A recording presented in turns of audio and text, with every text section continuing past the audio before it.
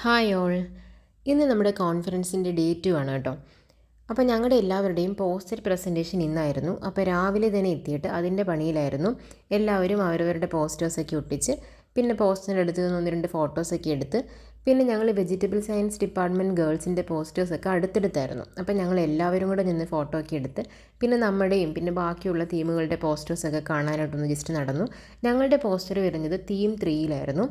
നമ്മുടെ evaluation team വരാൻ കുറച്ച് ലേറ്റ് ആവും എന്നറിഞ്ഞു. അപ്പം നമുക്ക് കുറച്ച് സമയമുണ്ട്, എങ്കിൽ പിന്നെ നമുക്ക് എല്ലാ സ്റ്റോളുകളൊക്കെ ഒരിക്കൽ കൂടി നടന്ന് കാണാം എന്ന് ഓർത്തിട്ട് ഞങ്ങൾ എല്ലാ സ്റ്റോളുകളൊക്കെ ഒന്ന് നടന്ന് കണ്ടു. ഇന്ന് കുറച്ചും കൂടി സജീവമായിരുന്നു സ്റ്റോളുകൾ, കുറച്ച് വെറൈറ്റി ഐറ്റംസ് ഒക്കെ ഉണ്ടായിരുന്നു. പിന്നെ കുറച്ച് ഫാമേഴ്സൊക്കെ വന്നിട്ടുണ്ടായിരുന്നു. അപ്പം ഫാമേഴ്സ് ഇപ്പോൾ അവർക്ക് എന്തെങ്കിലും പ്രത്യേകതയുള്ള നാടൻ ഇനങ്ങൾ, തനതായ നാടൻ ഇനങ്ങളൊക്കെ ഉണ്ടെങ്കിൽ അതൊക്കെ എക്സിബിറ്റ് ചെയ്തിട്ടുണ്ടായിരുന്നു.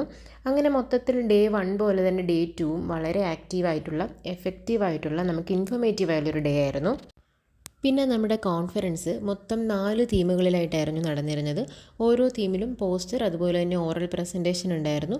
അതുകൂടാതെ ഇൻവൈറ്റഡ് ലീഡ് ടോക്സ്, വിദഗ്ധരായിട്ടുള്ള ആളുകളുടെ ലീഡ് ടോക്സ് ഉണ്ടായിരുന്നു.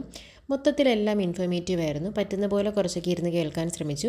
പിന്നെ നമുക്ക് കുറച്ച് കഴിഞ്ഞപ്പോഴത്തേക്കും നമ്മുടെ ഇവാലുവേഷൻ ടീം പോസ്റ്ററിൻ്റെ എത്താറായി എന്ന് കേട്ടപ്പം നേരെ അവിടേക്ക് പോയി. പിന്നെ പോസ്റ്റർ പ്രസൻറ്റ് ചെയ്യുന്നതിന് മുന്നേ ജസ്റ്റ് കുറച്ച് കാര്യങ്ങളൊക്കെ ഒന്ന് നോക്കുമായിരുന്നു ഞാൻ.